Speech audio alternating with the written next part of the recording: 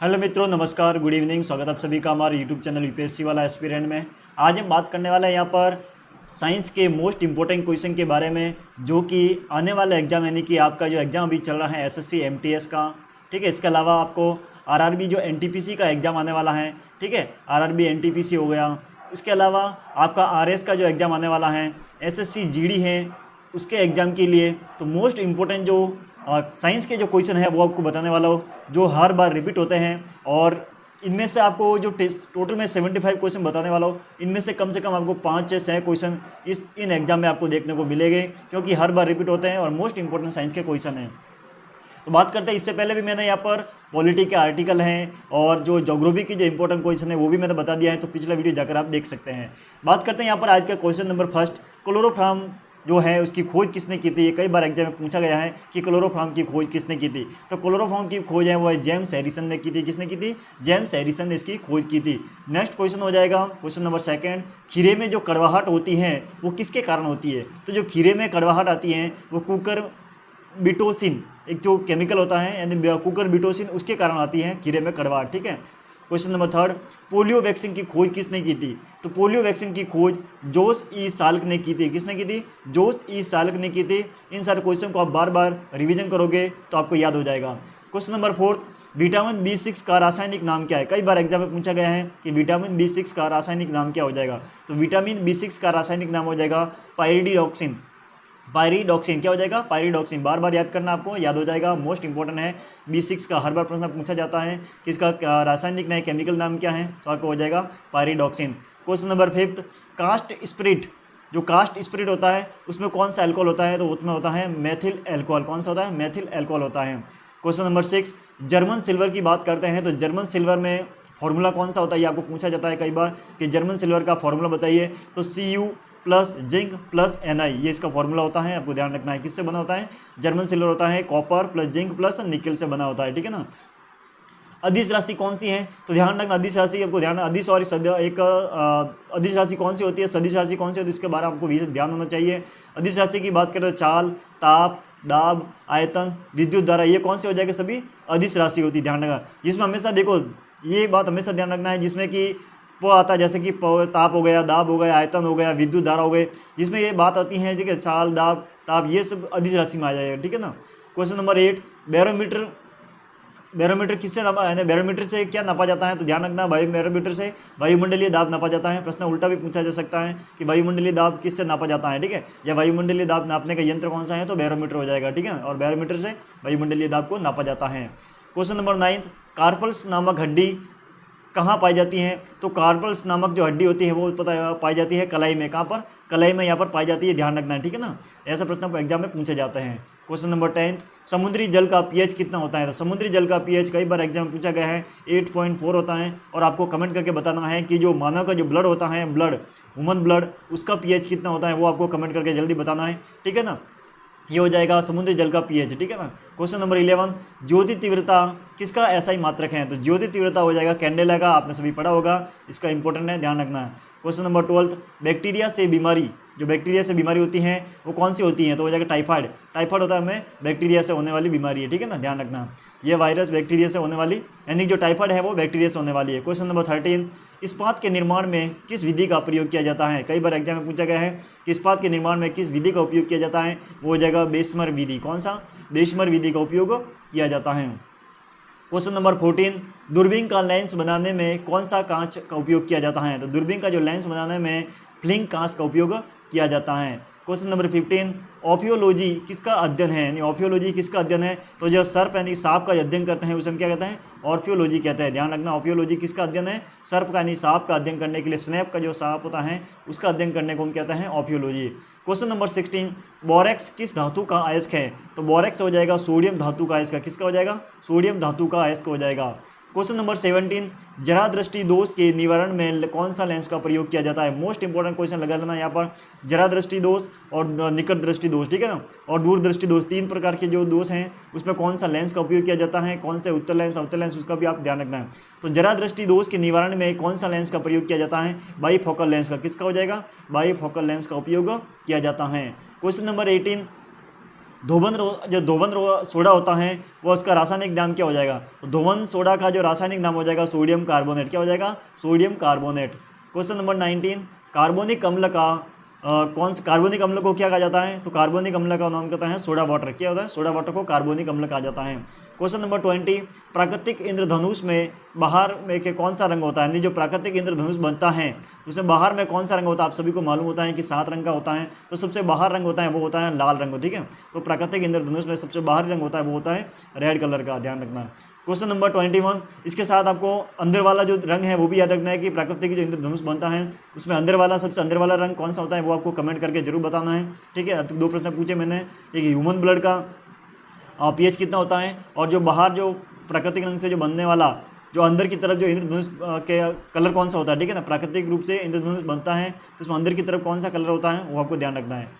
Question number 21, cobalt के अयस्क का नाम बताइए। कोबाल्ट के अयस्क का नाम हो जाएगा स्मेल्टाइट। कौन सा हो जाएगा? स्मेल्टाइट, आपको ध्यान रखना है। क्वेश्चन नंबर 22, ट्रायोड बल्ब की खोज किसने की थी? तो ट्रायोड बल्ब की खोज लीडी फॉरेस्ट ने की थी। किसने की थी? लीडी फॉरेस्ट ने की थी। आपको ये प्रश्न काफ़ी अजीब लग रहे होंगे, लेकिन ऐसे प्रश्न हैं आपको आरपीएफ में पूछे गए हैं, एसआई के एग्जाम में पूछे गए हैं। ठीक है, और एसएससी जीडी में भी ये प्रश्न पूछे गए थे। ठीक है ना, ध्यान रखना, इसलिए मैं बोल रहा हूँ बार बार ये प्रश्न रिपीट होते हैं। क्वेश्चन नंबर 23, समान वर्षा मात्रा वाले स्थान कौन से हैं? समान वर्षा मात्रा वाले स्थान, तो जहाँ पर एक समान वर्षा होती है वो किसके कारण होती है? आइसोहाइट, जिसे कहते हैं आइसोहाइट कहते हैं। ठीक है ना।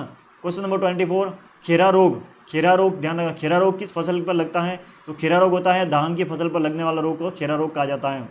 क्वेश्चन नंबर 25, लेजर की खोज किसने की थी? लेजर की खोज की थी यहाँ पर फ्यूडर मेमन ने। किसने की थी? फ्यूडर मेमन ने।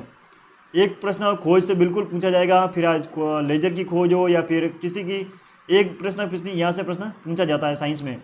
बालू मक्खी के कारण कौन सा रोग होता है? तो बालू मक्खी के कारण होता है कालाजार। ठीक है, मोस्ट इंपोर्टेंट लगा लेना, कालाजार किसके कारण होता है? बालू मक्खी के कारण। क्वेश्चन नंबर 27, केलोमल किसका अयस्क है? तो केलोमल हो जाएगा वो पारा का अयस्क है। किसका हो जाएगा? पारा का अयस्क हो जाएगा केलोमल। ठीक है, उसके बाद में क्वेश्चन नंबर 28, चश्मे का जो लेंस होता है उसको बनाने में किस कांच का उपयोग किया जाता है? तो चश्मे का जो लेंस बनाने में जो कांच का उपयोग किया जाता है वो क्रूक्स कांच का उपयोग किया जाता है। कौन सा? क्रूक्स कांच का उपयोग किया जाता है। क्वेश्चन नंबर 29, वेल्डिंग मशीन का आविष्कार किसने किया था? तो वेल्डिंग मशीन का आविष्कार एलिसा टॉमसन ने किया था। किसने किया था? एलिसा टॉमसन ने इसका आविष्कार किया था। ठीक है। क्वेश्चन नंबर 30, लहसुन प्याज किस कुल से संबंधित है? ध्यान रखना, मोस्ट इंपोर्टेंट है, बायो का प्रश्न है। लहसुन जो प्याज है वो लिलिएसी जो कुल है उससे संबंधित है। ठीक है ना, लिलिएसी कुल से संबंधित हो जाएगा। क्वेश्चन नंबर 31, टाका जिसे सोल्डर कहते हैं, टाका सोल्डर किसका संगठन है? तो ये हो जाएगा Pb+SN, यानी कि आपको ध्यान रखना है लेड प्लस, इसको ध्यान रखना है, इसका फॉर्मूला इसके साथ हो जाएगा, ऐड हो जाएगा। ठीक है ना। क्वेश्चन नंबर 32, अल्बर्ट आइंस्टीन देश के मूल नागरिक, अल्बर्ट आइंस्टीन हैं किस देश के मूल नागरिक हैं? तो अल्बर्ट आइंस्टीन है वो जर्मनी के मूल नागरिक है, ध्यान रखना। ठीक है ना, भारत या अमेरिका के नहीं है। क्वेश्चन नंबर 33, अंडे में कौन सा प्रोटीन पाया जाता है? अंडे में ग्लोब्यूलिन। ठीक है, ग्लोब्यूलिन। ठीक है, ध्यान रखना है, ग्लोब्यूलिन यहाँ पर अंडे में प्रोटीन पाया जाता है। ठीक है ना। क्वेश्चन नंबर 34, दूध में कौन सा प्रोटीन पाया जाता है? तो मोस्ट इंपोर्टेंट, कई बार एग्जाम पूछा गए हैं। तो दूध में लैक्टिक नहीं, ध्यान रखना, केसिन पाया जाता है। कौन सा पाया जाता है? केसिन यहाँ पर पाया जाता है। कौन सा? केसिन पाया जाता है, केसिन। ठीक है ना, केसिन प्रोटीन दूध में पाया जाता है। क्वेश्चन नंबर 35, विटामिन ए का रासायनिक नाम क्या हो जाएगा? तो विटामिन ए का रासायनिक नाम हो जाएगा रेटिनॉल। क्या हो जाएगा? Retinol. Question number 36, vitamin D का रासायनिक नाम क्या हो जाएगा? विटामिन डी का रासायनिक नाम हो जाएगा कैल्सीफेरॉल। क्या हो जाएगा? कैल्सीफेरॉल। क्वेश्चन नंबर 37, स्कर्वी रोग किससे होता है? तो विटामिन सी की कमी से स्कर्वी रोग होता है। कौन सा होता है? विटामिन सी की कमी से स्कर्वी रोग होता है। तो इन बातों को ध्यान रखना है। विटामिन से कई बार प्रश्न हर बार पूछा जाता है, विटामिन हो गया, ये खोज हो गया, इससे प्रश्न पूछा जाता है, बीमारी हो गया, इससे प्रश्न पूछा जाता है। तो ये विटामिन वाले तो आपको रट ही लेना है, इसका रासायनिक नाम क्या है। ठीक है, कौन सी कमी से कौन सा रोग होता है ये। क्वेश्चन नंबर 38, विटामिन एच का रासायनिक नाम, विटामिन एच का रासायनिक नाम हो जाएगा बायोटीन। क्या हो जाएगा? बायोटीन। ध्यान रखना, विटामिन एच का रासायनिक नाम हो जाएगा biotin. Question number 39, vitamin E का रासायनिक नाम क्या हो जाएगा? टोकोफेरोल। क्या हो जाएगा? टोकोफेरोल। ठीक है ना, ये हो जाएगा। क्वेश्चन नंबर 40, हेजा रोग किससे होता है? तो हेजा रोग हो जाएगा विब्रियो कोलेरी से। किससे होता है? विब्रियो कोलेरी से। क्वेश्चन नंबर 41, निमोनिया रोग किसको कौन सा अंग को प्रभावित करता है? मोस्ट इंपोर्टेंट लगा लेना, निमोनिया रोग किसको प्रभावित करता है? तो निमोनिया है हमेशा फेफड़े को प्रभावित करता है। किसको करता है? फेफड़े को, लंग्स को यहाँ पर प्रभावित करता है, इफेक्ट करता है। क्वेश्चन नंबर 42, आंखें को प्रभावित करने वाला कौन सा रोग है? तो जो डायरेक्ट आंखों को प्रभावित करता है वो हो जाएगा ट्रेकोमा। कौन सा? ट्रेकोमा का रोग होता है, वो सीधा से किसको है? आईज को यहाँ पर इफेक्ट करता है। ध्यान रखना इस प्रश्न को कि जो ट्रेकोमा है वो सिर्फ और सिर्फ आंखों को प्रभावित करता है। क्वेश्चन नंबर 43, मस्तिष्क को प्रभावित करने वाला कौन सा रोग हो जाएगा? तो मस्तिष्क को प्रभावित करने वाला रोग हो जाएगा मेनिंजाइटिस। कौन सा हो जाएगा? मेनिंजाइटिस। थोड़ा सा नाम अटपटा लग सकता है क्योंकि यहाँ पर जो केमिकल नाम है वो ऐसे ही होता है, ठीक है ना। क्वेश्चन नंबर 44, जीवाणु कौन सी बीमारी है? तो जीवाणु हो जाएगा एक तपेदिक, यानी कि टीबी की जो बीमारी होती है, टीबी तपेदिक, वो यहाँ पर जीवाणु के कारण होती है, ठीक है, जिसे यक्ष्मा भी कहा जाता है, ध्यान रखना है। क्वेश्चन नंबर 45, इंसुलिन की खोज किसने की थी? इंसुलिन की खोज की थी फ्रेडरिक बेंटिन ने। किसने की थी? फ्रेडरिक बेंटिन ने इंसुलिन की खोज की थी। क्वेश्चन नंबर 46, गैल्वेनोमीटर की खोज किसने की थी? गैल्वेनोमीटर किसका मात्रक है, ठीक है, या फिर किससे गैल्वेनोमीटर से क्या मापा जाता है? तो यहाँ पर धारा मापा जाता है। क्या मापा जाता है? धारा गैल्वेनोमीटर से मापी जाती है। क्वेश्चन नंबर 47, वनस्पति तेलों को घी में परिवर्तन करने की प्रक्रिया को क्या कहा जाता है? तो वनस्पति तेलों को घी में परिवर्तित करने को हाइड्रोजनीकरण कहा जाता है। क्या कहा जाता है? हाइड्रोजनीकरण। ये प्रश्न भी कई बार एग्जाम में पूछा गया है, ठीक है ना। क्वेश्चन नंबर 48, बायोगैस का प्रमुख घटक कौन सा है? तो बायोगैस का प्रमुख घटक हो जाएगा मीथेन। कौन सा हो जाएगा? मीथेन। क्वेश्चन नंबर 49, अग्निशामक में प्रयुक्त होने वाले जो मतलब कौन सा रसायन उपयोग होता है? तो अग्निशामक में प्रयोग होने वाला खाने का सोडा कहते हैं जिसे हम, वो भी यहाँ पर प्रयुक्त होता है अग्निशामक यंत्र में, ठीक है ना। क्वेश्चन नंबर 50, हीमोग्लोबिन की प्रतिशत मात्रा अधिक किस में होती है, पुरुष या महिला में? हीमोग्लोबिन की प्रतिशत मात्रा पुरुषों में सबसे ज़्यादा होती है, ध्यान रखना है, मेल में हीमोग्लोबिन की मात्रा सबसे ज़्यादा होती है। क्वेश्चन नंबर 51, जल में घुलनशील कौन कौन से विटामिन है? ये मोस्ट इंपोर्टेंट है कि जल में घुलनशील कौन से और बिना घुलनशील कौन से। तो आपको ध्यान रखना है कि जो बिना घुलनशील होते हैं, जो वाटर में घुलनशील नहीं होते हैं, वो 4 विटामिन हैं, ए, डी, ई, के। इसके अलावा 2 विटामिन है, सी और बी, वो पानी में घुलनशील है, ठीक है ना। तो प्रश्न किसी प्रकार से घुमा कर पूछा जा सकता है कि पानी में घुलनशील विटामिन कौन से है? तो सी और बी हो जाएगा, और बिना घुलनशील तो ए, डी, ई, के आपको ध्यान रखना है, ठीक है ना। क्वेश्चन नंबर 52, प्रकाश की गति के बराबर कौन कौन सी किरणें चलती है? तो प्रकाश की गति के बराबर एक्स किरणें, वाई किरणें और पराबैंगनी किरणें यहाँ पर चलती हैं। क्वेश्चन नंबर 53, उष्मा गति के सिद्धांत पर कार्य करने वाला का नाम क्या है? तो स्टीम आयरन। क्या हो जाएगा? स्टीम आयरन हो जाएगा, जो उष्मा गति के सिद्धांत पर कार्य करता है। क्वेश्चन नंबर 54, मनुष्य को सबसे अधिक जरूरत किसकी होती है? तो मनुष्य को सबसे अधिक जरूरत होती है प्रोटीन की, विटामिन की नहीं होती, ध्यान रखना, यहाँ पर प्रोटीन सही आंसर हो जाएगा। क्वेश्चन नंबर 55, इंसुलिन की कमी से कौन सा रोग होता है? तो इंसुलिन की कमी से डायबिटीज रोग होता है, ध्यान रखना है। क्वेश्चन नंबर 56, H2O का घनत्व किस ताप पर सबसे अधिक होता है? तो H2O का जो घनत्व होता है, नहीं, जल का जो घनत्व होता है वो 39.2 डिग्री फ़ारेनहाइट पर सबसे ज़्यादा होता है, ध्यान रखना है। क्वेश्चन नंबर 57, विटामिन ए का सबसे ज़्यादा किस में पाया जाता है? तो विटामिन ए सबसे ज़्यादा गाजर में पाया जाता है, ध्यान रखना, विटामिन ए सबसे ज़्यादा किस में पाया जाता है? गाजर में, ठीक है ना। क्वेश्चन नंबर 58, रेडियो सक्रियता के वर्ग विस्थापन का नियम, रेडियो सक्रियता के वर्ग के विस्थापन का नियम किसने दिया था? तो फजन और सोडी ने दिया था। किसने दिया था? फजन और सोडी ने दिया था। क्वेश्चन नंबर 59, ऊर्जा किसका मात्रक है? ऊर्जा मात्रक है जूल का। किसका हो जाएगा? जूल का। क्वेश्चन नंबर 60, रक्त संचरण संबंधी खोज किसका हो जाएगा? तो रक्त संचरण संबंधी जो खोज की थी वो विलियम हार्वे ने की थी। किसने की थी? विलियम हार्वे ने की थी। क्वेश्चन नंबर 61, स्टीम इंजन आविष्कार किसने किया था? स्टीम इंजन का जो आविष्कार है वो जेम्स वॉट ने किया था, आप सभी को मालूम होगा। क्वेश्चन नंबर 62, सार्वभौमिक रक्तदाता, मोस्ट इंपोर्टेंट, सार्वभौमिक रक्तदाता किसे कहा जाता है? तो वो ग्रुप होता है उसको सार्वभौमिक रक्तदाता कहते हैं, यानी सभी को ये ग्रुप ब्लड दे सकता है।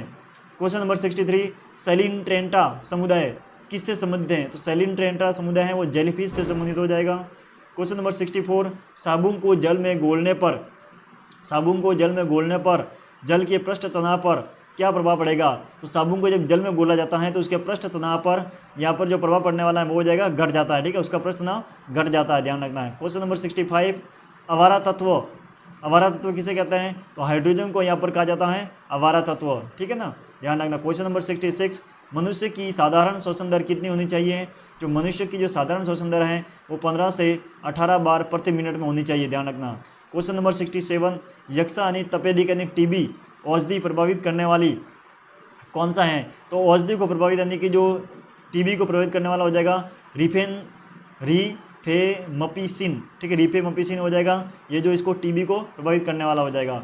क्वेश्चन नंबर 68, विद्युत मोटर किस सिद्धांत पर कार्य करती हैं? तो विद्युत मोटर है वो फैराडे के नियम पर कार्य करती है। मोस्ट इंपोर्टेंट लगा लेना, कई बार एग्जाम में पूछा गया है। क्वेश्चन नंबर 69, शाकीय भारतीय डॉक्टर किसका हो जाएगा? तुलसी। शाकीय भारतीय डॉक्टर किसे कहा जाता है? शाकीय भारतीय डॉक्टर कहा जाता है तुलसी को। तुलसी का पौधा होता है उसे कहते हैं शाकीय भारतीय डॉक्टर। क्वेश्चन नंबर 70, प्रतिचुंबकीय खोज बिस्मथ। क्वेश्चन नंबर 71, तड़ित चालक का आविष्कार किसने किया था? बेंजामिन ने। क्वेश्चन नंबर 72, चुंबकीय अनुनाद आधारित कौन सा हो जाएगा? एमआरआई जो स्कैनिंग कराते हैं हम वो हो जाएगा चुंबकीय अनुनाद आधारित पर कार्य करती है। एमआरआई कराते हैं वो चुंबकीय अनुनाद आधारित काम करते हैं, क्योंकि जब भी हम आपको एमआरआई निकालते हैं तो आपको लोहे की जो भी वस्तु होती हैं वो हमेशा बाहर रखने का कहा जाता है, क्योंकि वो अंदर खींचती हैं, क्योंकि ये चुंबकीय अनुनाद आधारित पर काम करती हैं। क्वेश्चन नंबर 73, संतरे में कौन सा विटामिन पाया जाता है? तो संतरे में विटामिन सी पाया जाता है। कौन सा? विटामिन सी संतरे में पाया जाता है। क्वेश्चन नंबर 74, वायुमंडल में कौन सी गैस सर्वाधिक होती है? तो ध्यान रखना, वायुमंडल में हाइड्रोजन मत करना। वायुमंडल में सबसे ज़्यादा जो गैस होती है वो 78% नाइट्रोजन होती है। कौन सी होती है? नाइट्रोजन। तो वायुमंडल में सबसे ज़्यादा गैस नाइट्रोजन पाई जाती है, 78%। क्वेश्चन नंबर 75, दालचीनी पेड़ के किस भाग से हैं? दालचीनी पेड़ किस भाग से पाया जाता है? तो दालचीनी है वो पेड़ के किस भाग से हमें इकट्ठा किया जाता है? वो पेड़ की जो छाल होती है वहाँ से दालचीनी सबसे ज़्यादा इकट्ठा किया जाता है। ध्यान रखना, जो 75 क्वेश्चन बताए हैं वो मोस्ट इंपॉर्टेंट क्वेश्चन है। इसको एग्जाम देने जाओ उससे पहले कम से कम 4 से 5 बार रिवीजन कर लेना। 20 मिनट का वीडियो हो जाएगा, आपको 20 मिनट में पूरा आपको 3 से 4 बार रिवीजन कर लोगे तो आपको यहाँ से कम 2 से 3 क्वेश्चन आपको मिल जाएंगे, जो कि एग्जाम में यहाँ पर साइंस के प्रश्न पूछे जाते हैं, ठीक है ना। 2 से 3 नंबर के क्वेश्चन, यानी कि अगर 2 नंबर के क्वेश्चन होता है आपको 6 नंबर के क्वेश्चन बन जाएंगे। 6 नंबर का आप कितना वैल्यू होती है आप सभी जानते हैं कॉम्पिटिशन एग्जाम में। तो ये जो मोस्ट इंपॉर्टेंट क्वेश्चन है जो कई बार एग्जाम में पूछा गया है, ठीक है ना, इसीलिए मैं लेकर आया हूँ। तो इसको बार बार रिवीजन करिए और वीडियो को अच्छा लगा है तो वीडियो को ज़्यादा से ज़्यादा शेयर कीजिए। आगे हम इसके आर्ट एंड कल्चर के, खेल कूद के, ठीक है, जो भी इंपॉर्टेंट रहेगा मैं आपका टॉपिक वाइज टॉपिक लेके आऊँगा। आपको बार बार रिवीजन करने की जरूरत है, जैसा मैं पढ़ा उसके साथ साथ आप भी पढ़िए, ठीक है। आई होप आपको जानकारी अच्छी लगी है तो वीडियो को शेयर कीजिए और नए हैं तो चैनल को सब्सक्राइब जरूर कीजिए। मिलते हैं नेक्स्ट वीडियो में, तब तक